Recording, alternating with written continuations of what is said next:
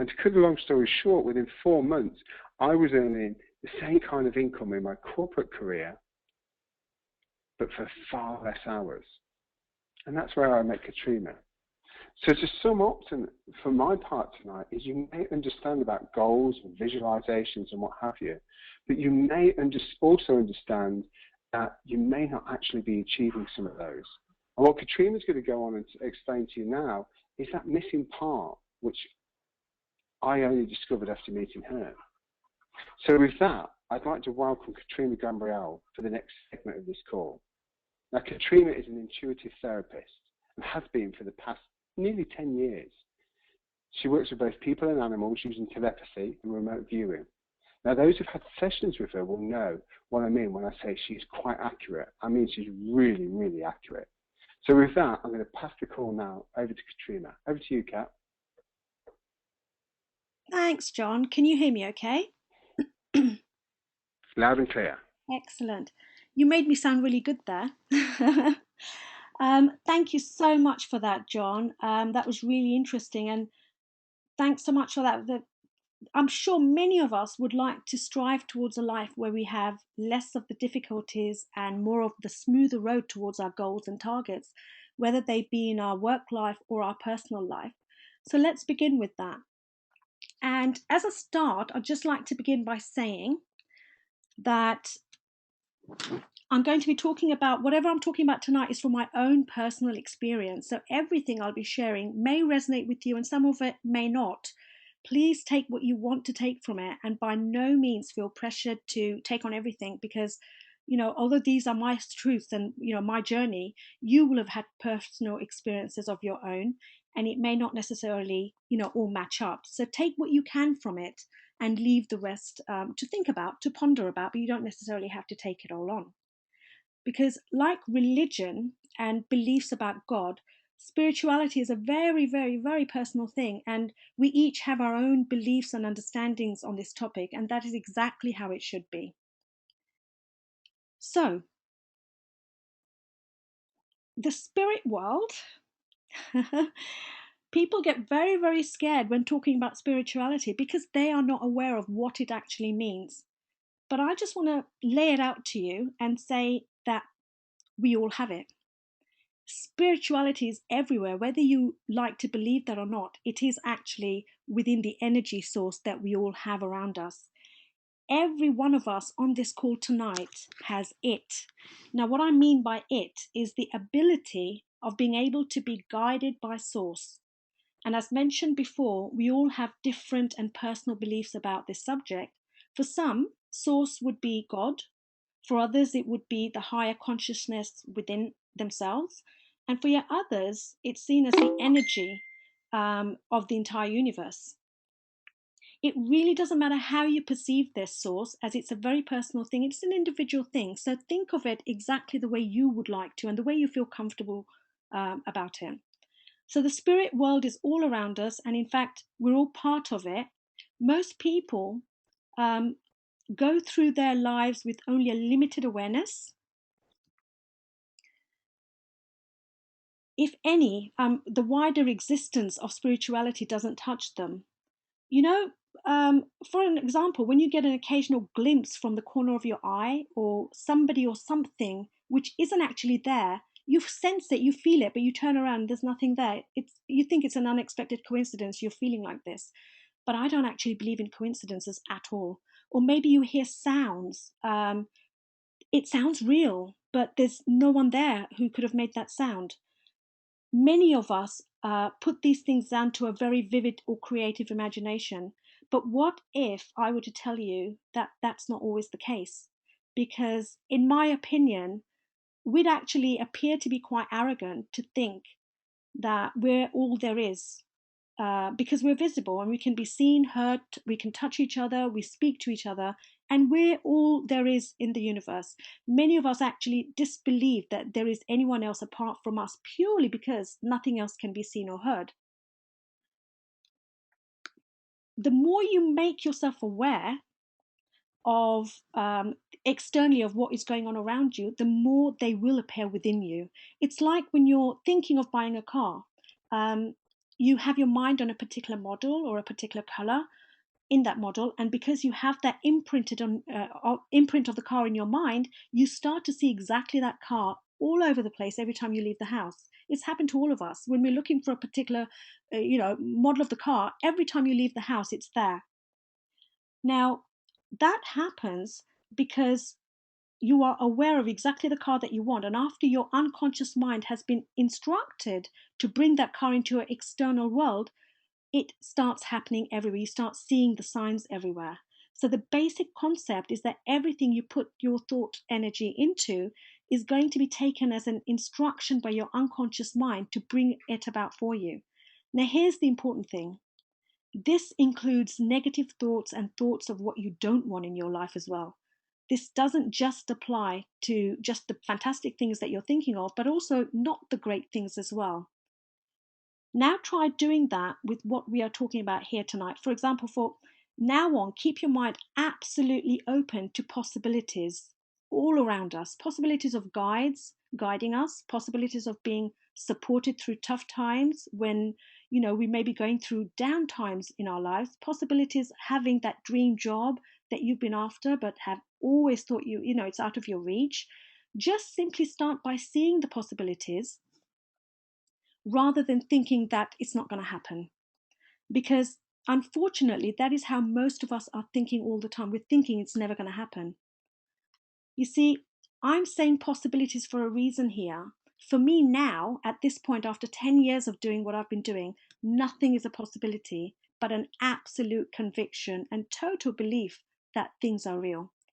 I'm not asking you to just believe in the possibility for now, because it's a start. If you start just believing in the possibilities, it's a start to the journey ahead for you. If I tell you it's an absolute certainty, it's going to happen, you have to believe it, it's tough to sort of take that in when you're first starting out. So just think about the possibilities of it. Once you see the possibilities turning out to be true, your unconscious mind will then automatically start thinking the right way to actually bring all those things you've never before thought possible. And it starts happening.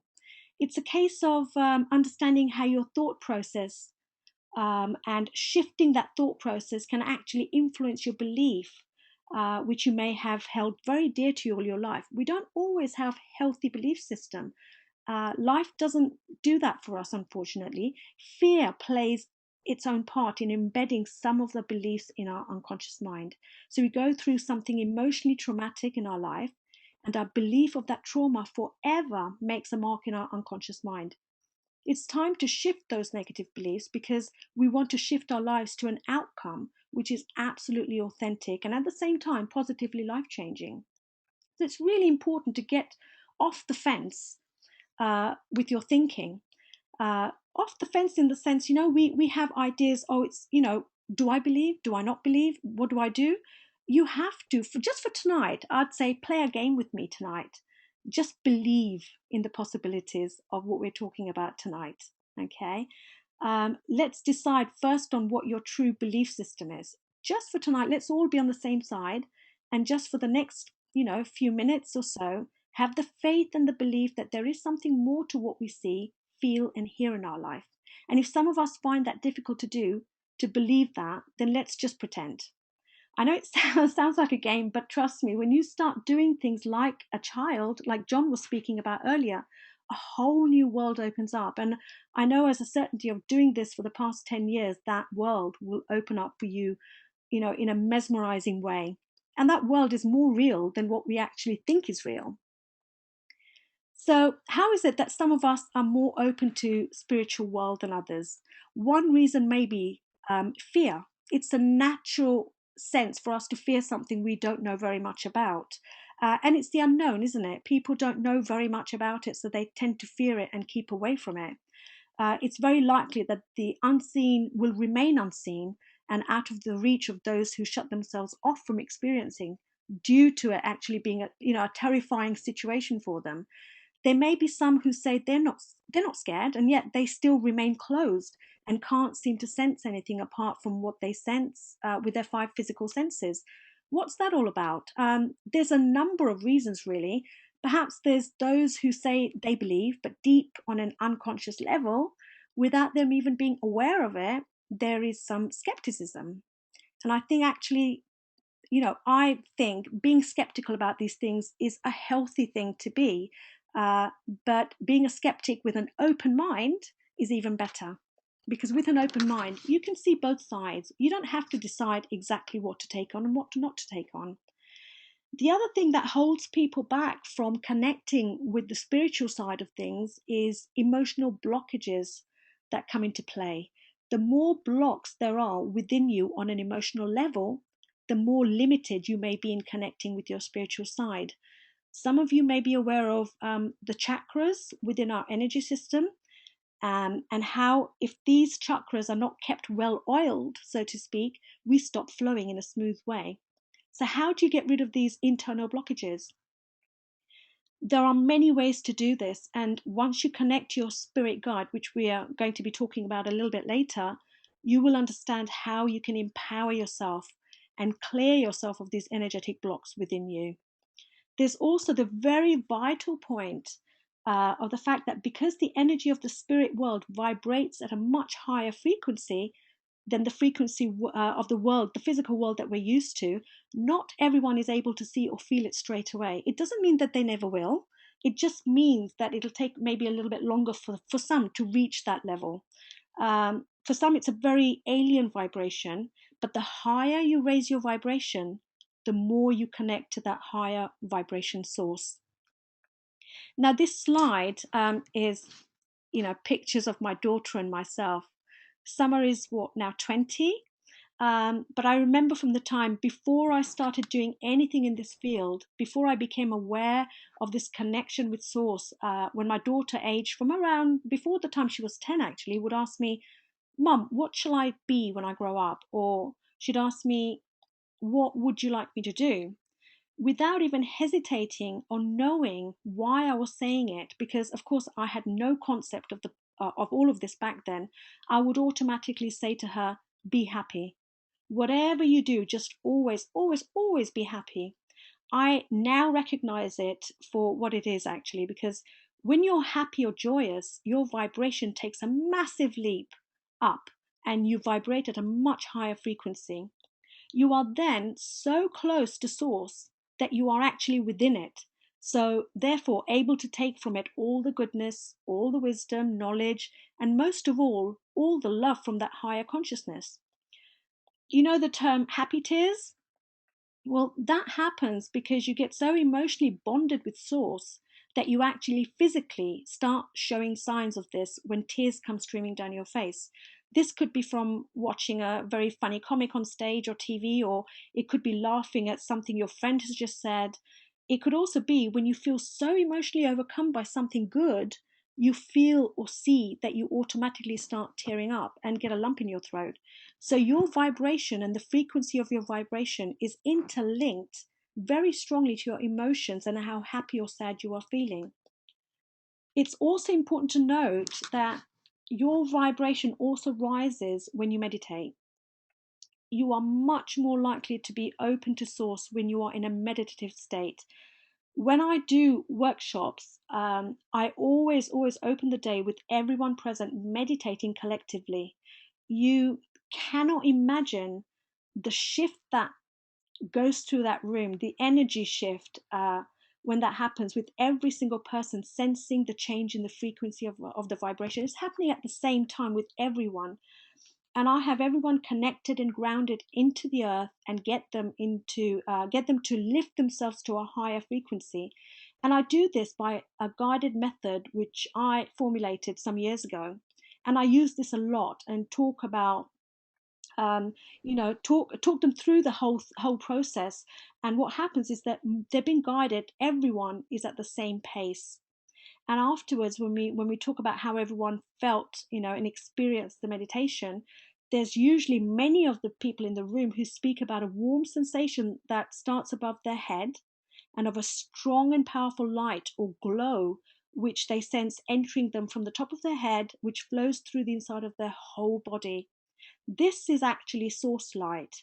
which enters, and it's an amazing sensation. I mean, I feel it when I'm connected and doing a reading for someone.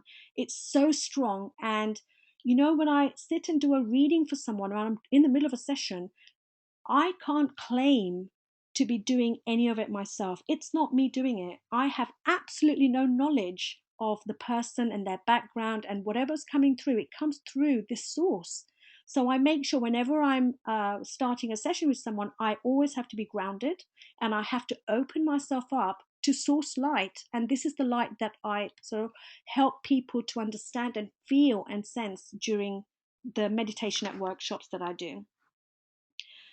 So the source light, once you're connected, it stays on through the day of the workshop. So everyone connecting to their guides does it in a very smooth way. I would say about 85 to 90% of the people will connect with their guides on the first day during the workshop. And it's such a empowering feeling, because I get them to ask questions and they're getting the answers, and people actually just either sometimes they leave the room because they're in an emotional wreck. It's the first time they've connected to their guide who's been with them most of their lives, and it's a very, very powerful feeling. So staying at the higher vibration of frequency helps in allowing things to open up more than if you were at a lower frequency, which we're used to staying at a low vibration frequency because that's the way life is. There's a lot of stress, there's a lot of tension, everyone's busy.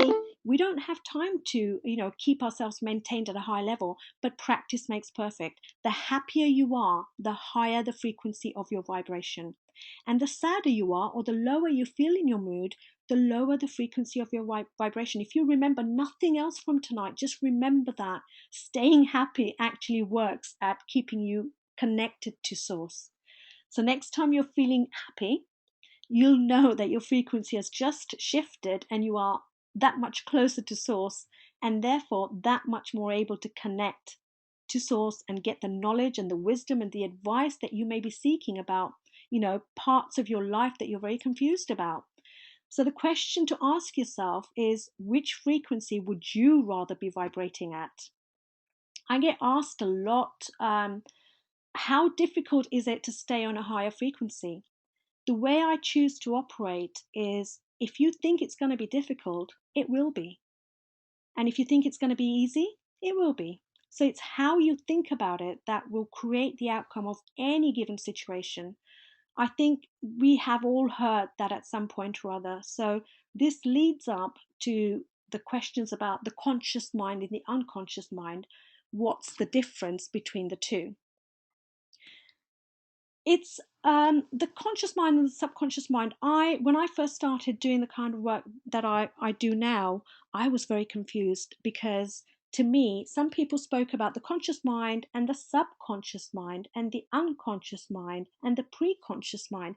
There are so many levels to sort of go through. And of course, I had absolutely no knowledge. All of my abilities that I have been able to extract from my unconscious mind has come out sort of accidentally, although there's no such thing as accidents. It all came out in a very weird fashion when I was training to become an NLP practitioner under hypnosis. So that just shows to me that if it's come out for me in that way, why should it not come out for everybody else? I don't think we're gifted. People who are psychics or do telepathy or remote viewing, we're not gifted because we've all got it. How can it be a gift when we all have it?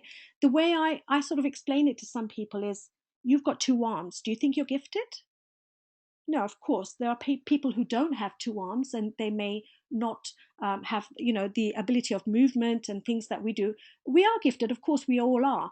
But having two arms and two legs, we don't see it as a gift. It's the norm.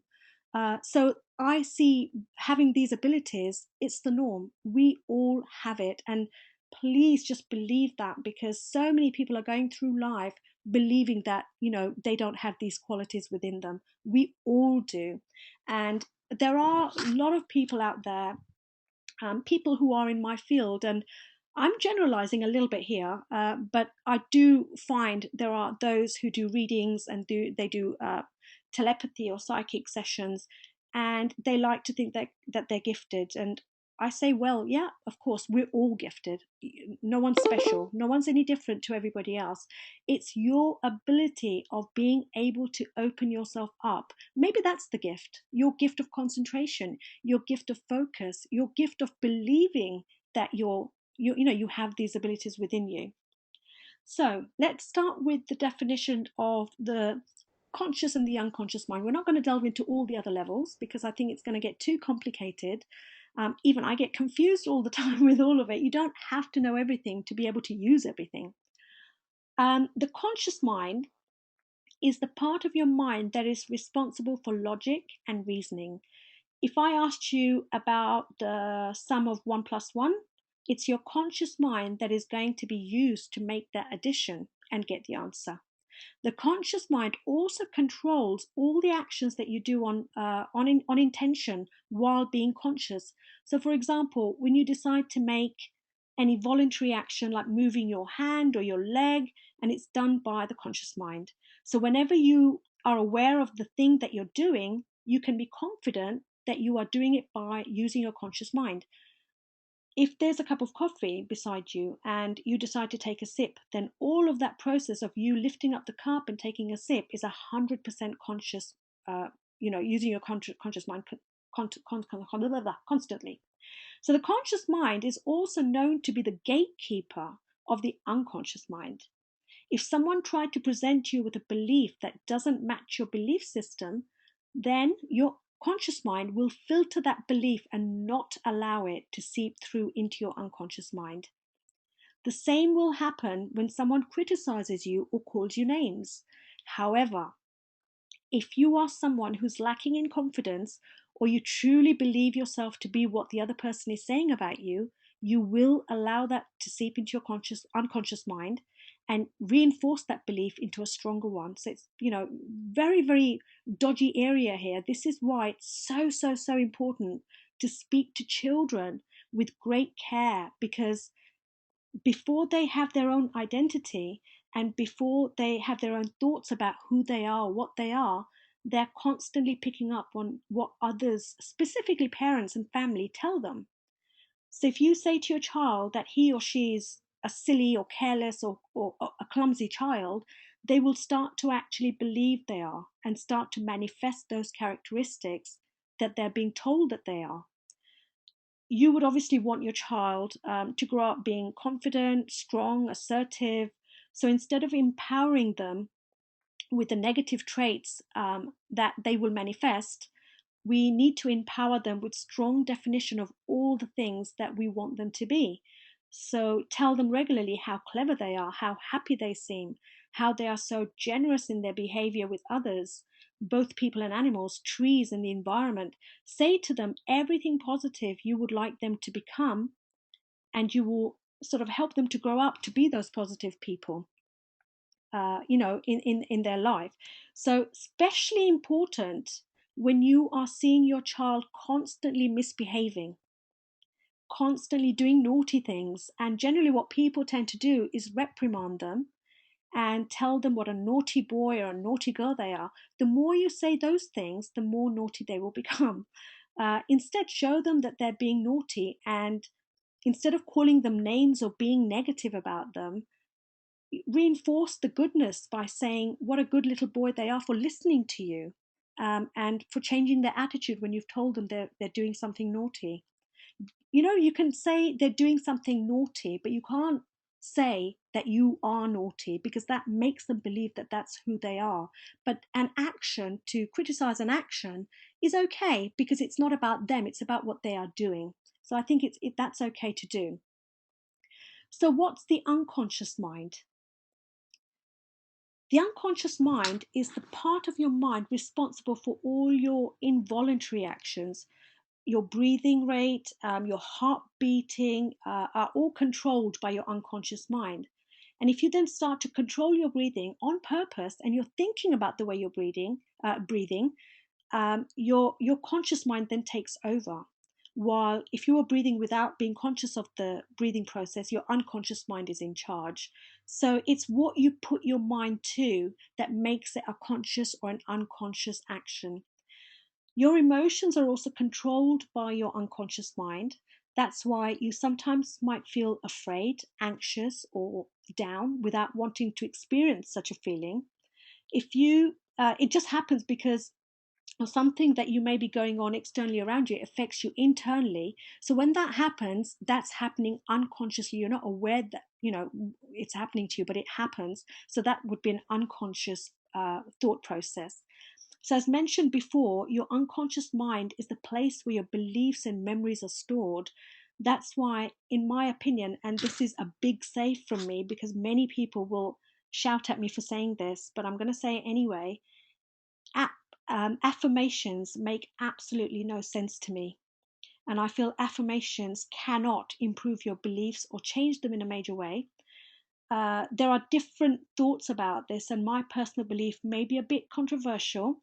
And the reason I say affirmations don't work as well as some people think they do is because affirmations are done on a conscious level, because you're saying them with intention. And these affirmations are always filtered by the unconscious mind because they usually don't match your belief system.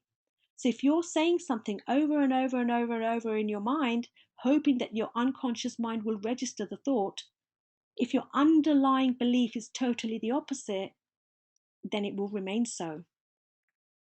So, what is the alternative to affirmations in order to change your belief system? I truly believe it's with subliminal messages. Subliminal messages are so powerful, to the extent actually that use of subliminal messages are banned in some countries, even now. Subliminal messages are visual and audio messages. I think I've gone too far. Yeah, I should stay here for a while on the slide. Subliminal messages are visual and audio messages that are flashed very, very quickly in a film or buried into a print of an image. And the visual and audio messages are masked by other sounds and are played below the audible levels or even recorded backwards to hide the message from your conscious mind. The messages are masked in such a way that consciously your ears and your eyes will just not pick up on the messages. However, your unconscious mind is so astute that everything your conscious mind does that doesn't pick up will be heard and seen by your unconscious mind. This way, you're not consciously able to analyze the statements or affirmations and block them from entering your unconscious mind. It's very true. People will say, well, it's not scientifically proven to determine the actual effectiveness of this process, but thousands of people are responding very positively with subliminal messages from all around the world. And myself and John are amongst them. We've used them. We've seen massive changes in our unconscious mind. I used to procrastinate a lot. I'd put things off, put things off, put things off to the point where I was falling behind with everything. And I think 3 or 4 days of listening to a download, which propelled my mind to take action and not sit there and do nothing, completely changed my work ethic. It I don't feel it was a coincidence because I've tried it with other things and it's worked exactly the same way. We will put up some links about the the subliminal things that we've used. We found it really, really useful. You might want to look into these. So, although scientifically it's not been proven, I would say it's worked for me and it's worked for so many other people as well. So sometimes when your eyes register on things, we analyze it too much and try to make too much sense of it. And by the time we've done all that, our conscious mind is just not going to believe any of it. And that's why I feel so strongly that affirmations are not the way to go if you want to change your belief system at the core level. And also, I've personally seen massive changes, like I've said, with the subliminal things and picking up on every single word by your conscious mind actually it may even drive you the opposite way because you get sick and tired of hearing the same thing. It doesn't mean that it's going down into your subconscious mind because you're actually fighting to not allow it in. Now, let's talk about your personal guide. Now, I've got so much respect for people who are wanting to open up to connecting with their guide because it's a scary thing for some people. It doesn't have to be, because our guides are not there to scare us. They're actually there to guide us, support us, be with us, give us company, and answer all our questions. They actually have knowledge of everything that we think we don't know about.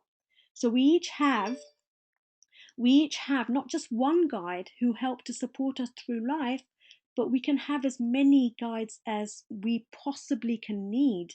And the main guide will dip in and out to do that, to connect us to the, I call my guides the committee, because there are so many behind me, and I've connected with each of them individually.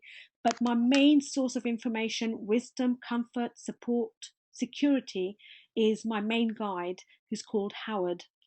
And I'll tell you a little bit about Howard a little bit later on. Now, we tend to have one main full time spirit guide. We usually call this our guardian angel, though it's actually a spirit guide, and the two are not the same thing. Angels are different from spirit guides. Angels are at a much higher energetic frequency than spirit guides are. Our main guide is with us 24/7 from birth until death. It's really empowering. For me personally, it comes as a relief to learn that the decisions I make on a day to day basis and the actions I take are not made and decided on my own.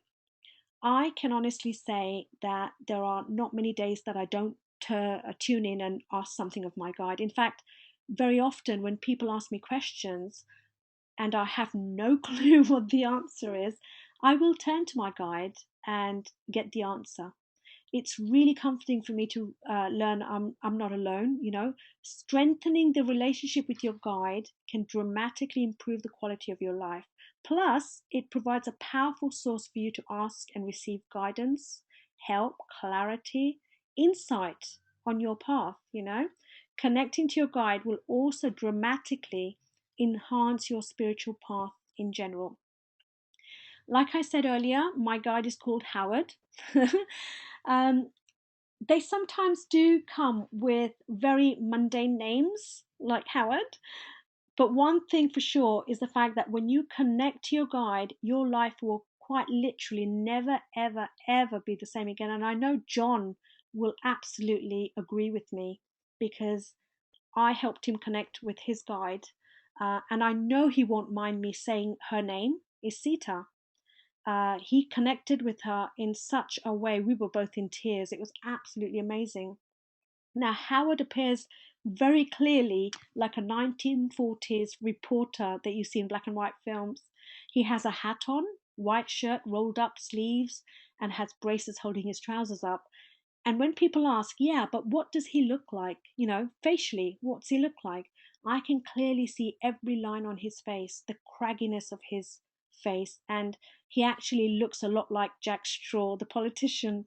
Don't ask me why my spirit guide looks like that, but he does. All I do know is that he's the most comforting presence in my life, and that I could never ever imagine not having him around. So once you connect to your guide, you'll never be alone. So, what I want to do, we're quickly running out of time. So, I want to give you a couple of steps on how to connect with your spirit guide. Now, these are very, very basic steps. Usually, it takes, maybe 2 or 3 hours to do it at one of my workshops. I mean, I have a group of people, in a workshop environment, and we do it in a collective manner. We all do it together. It's a very emotional process, but I'm just going to give you a couple of steps for connecting with your guide tonight, very, very quickly. These are not in depth, as I've said, um, but although it takes time for the first timer to connect, once the connection has been established, it will literally feel like you're having to just turn on a switch and there's your guide. That's how it happens. And I know John's only been doing it for a few months, and yet when I ask him a question, he'll tune in to Sita, he'll get the answer.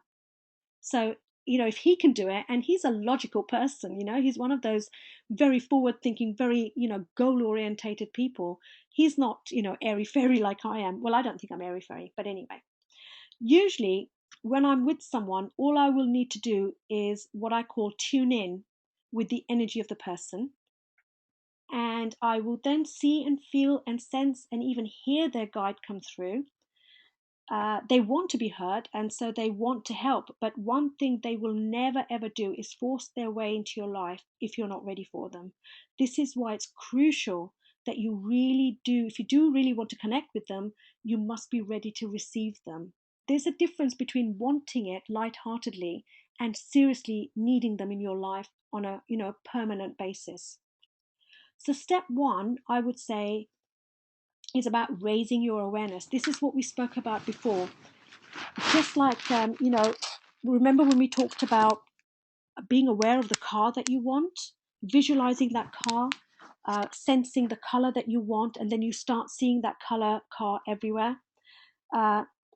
Step one is about raising your awareness and raising your vibration, because once you raise yourself to that higher frequency, it's easier for your guide to connect with you. Then simply ask your guide to come forward into your consciousness. Take your time to do this and don't rush, because rushing it will only make you feel nervous and agitated. And it's best to do it when you're alone and there's no one to disturb you. So be calm, take a long, deep breath, and don't feel nervous or unsteady. The first time you may feel like his or her presence in a number of ways. It may be that you smell them or you hear a very faint sound. It could be anything. Basically, your senses, you will, as you work more and more with energy like this, you will know what's your strongest point, how you receive energy. Do you see them? Do you feel them? Do you smell them? Do you hear them? There's various different ways. Some people will feel all of them. I have a sense of everything. I hear, see, feel. All of those senses are utilized by me. So I feel really, really connected when I'm speaking to someone and having a session with them.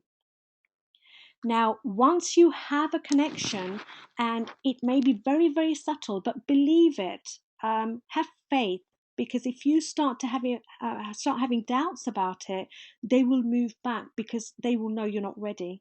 So as soon as you feel something, go with it. Even if you think you're imagining the whole thing, don't stop, because imagination opens the doorway to your psychic ability, to telepathy, to remote viewing. It all starts with creative visualization, just like John was speaking about at the start of the call.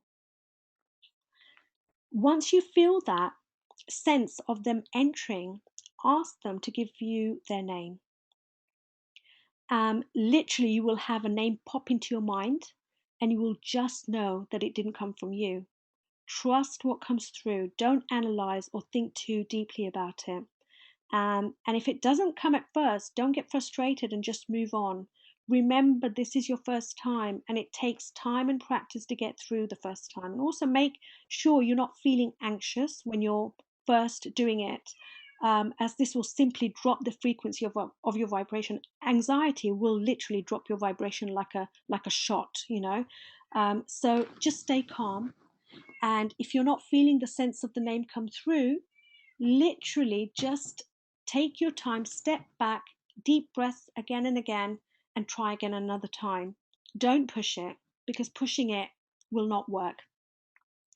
Now, it can be, when you do get a name, it can be a very normal name like Howard, or it can be a more exotic, unusual name. What will happen is that it'll feel like your spirit guide is kind of on your wavelength. You'll feel that he or she just gets you. You'll just feel a connection, and you can't mistake it. It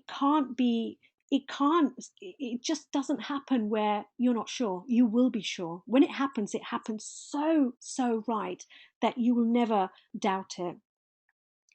Now, sometimes people feel very silly, but what I would say is speak out loud to your spirit guide. Let him or her know you wish to cultivate a closer relationship, and that you'd like for that to begin with the powerful rite of passage of getting onto first name basis. That's really important. Feel connected by speaking out your name, asking for their name.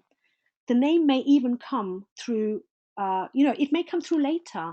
You may ask your question while you're meditating, and you may feel you're asking your guide to come through and nothing's happening.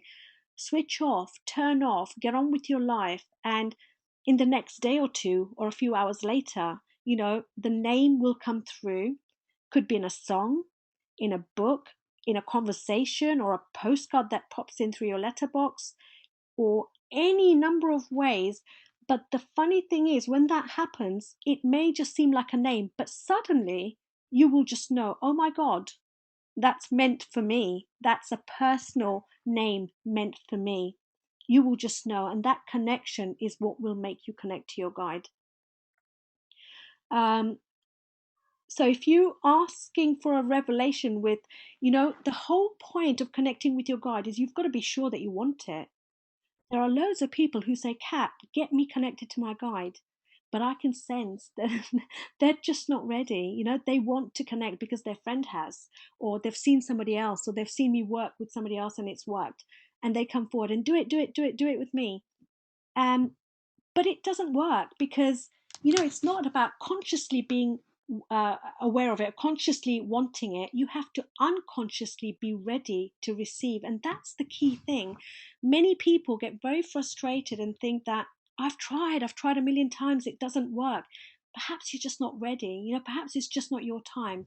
It doesn't matter because, your time will come when your time comes. So don't get too frustrated. Just sit back and wait for another week, wait for another month, wait for another day. Don't give up. If you really want to do it, don't give up. Again, at my workshops, I teach people how to unblock. There's a couple of people, in fact, I can see the names of 12. Ooh, 12 or 13 of my clients, my regular clients, they've all connected through having sessions with me or coming to my workshops where they've completely, totally given themselves up for whatever to happen that day for them, to receive whatever they're meant to receive. When you give yourself up like that, very openly and very readily, everything falls into place. So make sure you want to do it before you actually start. Okay? Right. Where are we? So these are very basic steps. The other thing that you can do, if you find it very difficult to visualize this way, the other good way, very strong way, is to write a letter. It sounds really weird. Who do you address it to? Address to my guide. Simply get out a notepad and pen and write away. Ask questions. And I do something called automatic writing, which everyone else can do as well, where you simply put your hand, on the paper with a pencil or a pen and start writing. You have to stop analyzing what you're writing. So a lot of people don't know where to start. What I sometimes say, I get a lot of negativity out of people by swearing on paper. So I ask them to start with really horrible, strong swear words, because when they start to do that, everything negative comes out and they cleanse themselves in a way. But with spirit guides, I don't want you to do that. I don't want you to be swearing at your spirit guide because that wouldn't do the trick of them coming towards you. What you would be doing is saying everything good about your life, all the positive things in your life, all the things that you're grateful for. And you'll find within your writing, you're going to be speaking to your guide. That's a very powerful way to connect to your guide for those who have a problem or a block with imagining or visualizing, on a mental level. So I think we're quite getting out of time. It's now 10 o'clock. So what I'm going to do now is open up for any of you, if you've got any questions about what we've spoken about today. Time's gone so quick and I have so much more content to share. I know John's going to shout at me if I go on. So I'm going to stop now and ask if you've got any questions. I think there's a little place on your box, on the GoTo Webinar Control, where you can type up any questions that you may have. So if you want to type up a question, I can try and answer the questions for you. Okay, and while we're waiting to do that, I'm going to tell you a little bit. I'm going to open up John now, actually. John, Hi, Kat, can you hear me? Yeah, I can hear you. I can hear you. Did you enjoy that? Well, that was great, and you're right. There's just so much stuff to cover, and I'm sure people are sitting there quite overwhelmed with the amount of information they've had tonight. And the thing I would kind of say is, like, take away what resonates with you. When I talked about earlier about, where I'd gone from 80 hours a week to 2 hours a day, that was through hard work.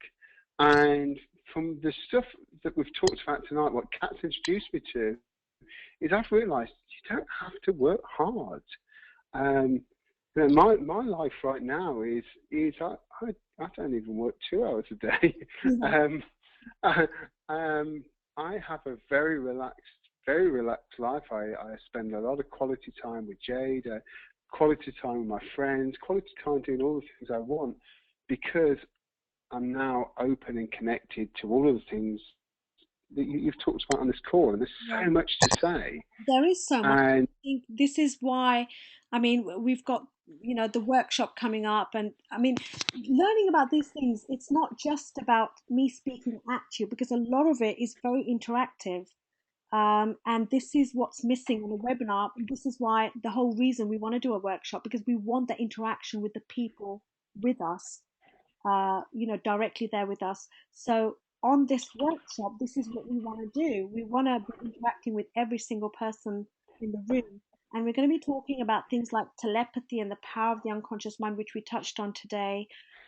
We are going to have a session where we we connect you to your guides collectively, completing the two-way conversation through telepathy. That's another thing that, through telepathy is another way of connecting with your guide. So when you have a relationship issue or a career decision to make, you don't know which way to turn, because you don't know if you're making the right decision. And through connecting with your guide through telepathy, you are given alternative ways that you wouldn't have perhaps thought about, ordinarily. yeah, and just to put a practical perspective on that, from my side, I had lots of relationships issues before I connected with my guide, and before Catrima showed me how to do all of these things. And what I can say now is, my relationships are fantastic. I've got really good friends now. My relationship with Jade is amazing. We're the closest we've ever been in probably since she was 5 years old. She's 14 now. And that's come about because of all of the techniques and everything that Kat's taught me. Yeah, and also I think people, like I said, I touched on earlier during the call that a lot of people are very worried about doing things that they've never done before.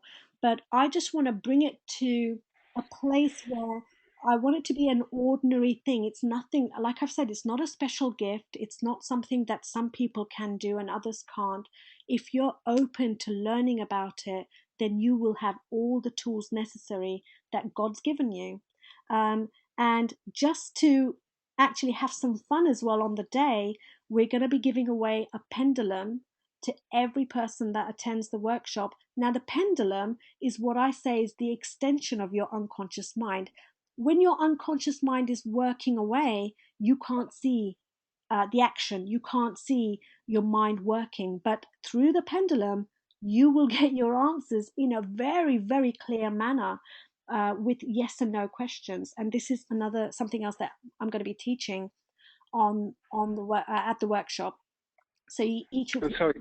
So, yeah, and Kat, if I could just yeah, interrupt there. I mean, basically what we're saying here, guys, is imagine you could ask any question that you've ever really wanted to know and get the answer. That's what your pendulum does. You can get the answer to any question you've got, yeah. literally by connecting through that. Absolutely. And I'll also be showing you ways of unblocking those blockages we talked about, where people say, well, I'm ready for this. Why isn't it happening?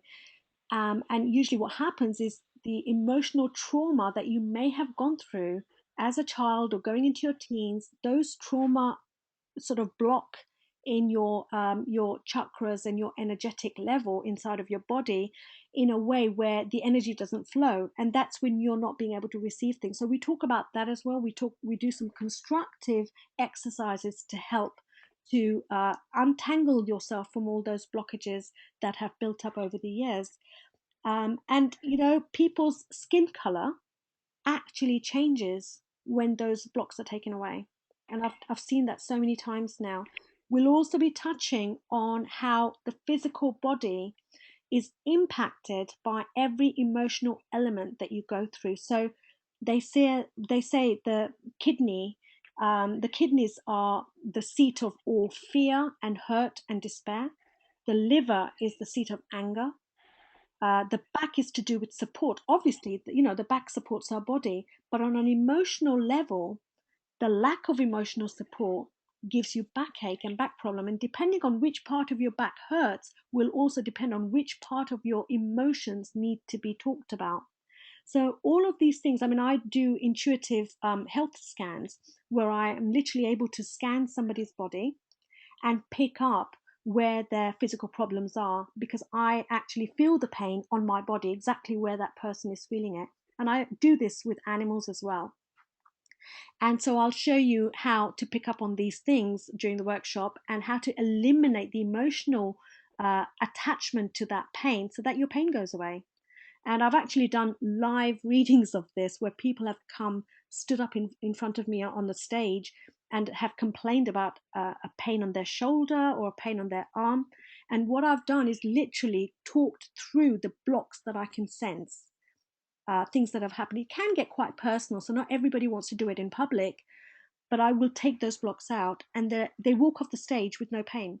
And it's absolutely incredible how that happens. And I'm not saying I do this myself, I'm being guided to do it. And it works every time. In fact, John, tell us about your shoulder. What happened the other week? I was just going to say, and here's the thing, guys. This all sounds a bit weird, but I'll give an example. I was in absolute agony with my shoulder. It was at my left shoulder at the back, and literally I couldn't sleep. Do you know when you have that intense pain and anything I tried, I put lotion on, I took painkillers, nothing would work. And quite briefly, I said to Kat one day, I said, I mean, that's so much agony in my left shoulder. And she said, really? She said, you've got an outstanding issue with a woman. I was like, what? And no, I've got a pain in my shoulder. and what Kat does through the workshop is she connects you to the emotional reason that you've got that pain. And I thought she was talking gobbledygook, to be quite honest. But once we talked about it and she explained what that pain was, I realized what the emotional thing that was happening in my life that was doing that. And we took some steps then to take that through. The next day, the pain had gone completely. I've been in agony for a week. So, yeah, absolutely. The same's happened with my daughter. We've done the same with her. So I can give so many examples. It's just the weirdest thing. But if you're suffering with any kind of pain right now or continually, then at the workshop, Kat will take you through the process of taking that pain away. And I'm getting that for a lot of people, that pain will go by the end of the workshop. Yeah, it does happen towards the end of the day. They come back and say, oh, do you know what? I'm feeling like it's gone. And they don't quite believe it because they've maybe had that pain for years and years and years. But, they can't quite believe that it's gone and they think maybe it'll come back. But it usually doesn't. What happens is it will come back if you build on that block again. So it may come back if you don't resolve the whole thing in one go and you keep building on that block again, it does come back. But then you know where to sort it out, how to sort it out. You can sort it out again. That's the beauty of it, yeah. So, yeah, I'm getting all these messages saying everyone's really enjoying the call, and I'm so happy that everyone is. Yeah, I'm getting separate messages as well saying that it's been absolutely amazing. Yeah, I'm so happy that everyone's enjoyed it. I'm getting loads of messages here. Now, the cost of the day, it's a full day, 9:30 to about 5:30. The cost is £75 per ticket, but if you bring a friend and get 2 tickets, you get it for £50 each. Spaces will be limited because we're hoping to keep it quite intimate. We're hoping to keep it quite a small group because, although, I've worked in a group of 100 people, it'll be nice to keep it quite intimate. Maybe we can do 2 separate ones. So if you would like more details about the workshop, just just keep in touch with us through Facebook or our meetup group, and we will, keep you updated with all the details. Yeah, and I think the other thing on the day is this is about us giving back. This is about us contributing. One of the things Kat and I talked about an awful lot was like, we've got this information. It's made our lives so great. We need to share it with other people. So, as well as getting your own pendulum on the day, which you'll have your energy charged with, we'll also give an opportunity for people to get a free reading with Kat. And a reading with Kat is fantastic because you literally get to sit there and find out anything you want to know in your life. I think it's priceless. I don't think she charges enough, but hey, that's my view. But that's worth, what do you charge at the moment? Is it £85, £100? It's 85 for the time being, but it's actually going up because I'm doing less. Yeah. So I'm doing less one-to-ones now, so the price is going to go up possibly next month. Yeah. So there's an opportunity to win a free reading with Kat worth nearly double the price of the ticket if two of you go. And what we'll also do as well is this is about cleansing your mind, but also cleansing your body. So we'll also give an opportunity for people to win a 9-day nutritional cleansing program, which is worth £120. Yeah. So a lot of value we're trying to put into the day. We want you to enjoy it. We want to enjoy it, and we want to meet up with you. Yeah, absolutely. And we want it to be interactive. So we want everyone to throw questions at us, and let's see how Howard copes with all the questions coming at him. Absolutely. Apart from the feedback that we're getting, Kat, have we got any questions coming through? I haven't got any questions. Everyone's very quiet. Okay. All right. I've got one question. One question just popped up. Okay. I've got Rebecca here asking if everybody could do what I do. How come everyone's not a psychic? Now, this is a really good question because great question. Absolutely.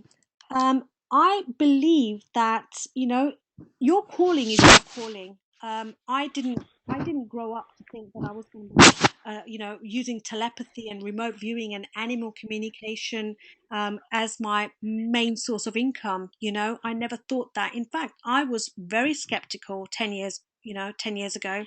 I didn't believe any of this and I fell into it. However, I've realized that even if I didn't make this into a career that I have, I mean, my consultancy reaches all over the world. I've got 60% of my clients are from outside of the UK, 40% from this country. And again, animals and people.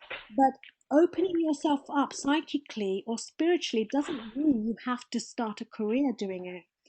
It simply means that we've all been given the tools to help guide us in our life. So why not use them? And there are I've got many clients who've actually changed their lives and become therapists, life coaches, NLP practitioners. In fact, I can see, like I said, several of my clients are on call tonight, and they've all forged really successful careers as a teacher of this spirituality, and so you can choose to do what you want to do, but your choice opens up. Your life opens up to such an extent that you can choose to do whatever you want to do, and it's completely up to you how you want to, take it further, or you just use it for your life. Imagine if you're open to getting the answers that you can get through your guide. How many questions can you answer for your family? My daughter, she's going to kill me for saying this, but when she was choosing her GCSEs, she was guided by me, by Howard. In fact, she has also connected with her guide, and I can't go into all the details now because we're way over time now. I'm sure everyone's getting very fed up of me talking, but she connected with her guide when she was 11 or 12. So can you imagine if a child can do it at that age? Why are we not doing it? You know. So I think we should end the call now, John. I think so. I think what I would do is just to wrap this up is this isn't a sales call. The workshop's there. Ask us questions on the Facebook page to know more about it. We're more than happy to share. For those people that are from my connections, I know there's a number of leaders in various different businesses. think about the benefits this would be to your team if we could help them unlock the power of their minds to achieve their goals. That's the really, one of the purposes of what we do.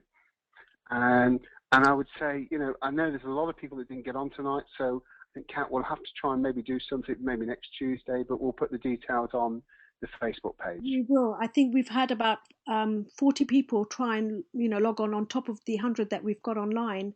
So it would be a good idea to do this again. It would be wonderful to connect with everyone again and do it again. Absolutely. So I'd like to end by saying thank you everyone for sharing your time. I hope you got a lot of value from this. Ask some questions. I know you've got lots, but be happy. Enjoy yourself. Thanks, everyone, and thank you so much for making this webinar such an interesting one because there are so many people logged on, and it's our first one, so I'm really chuffed. Thank you so much. Take care, everyone. Good night.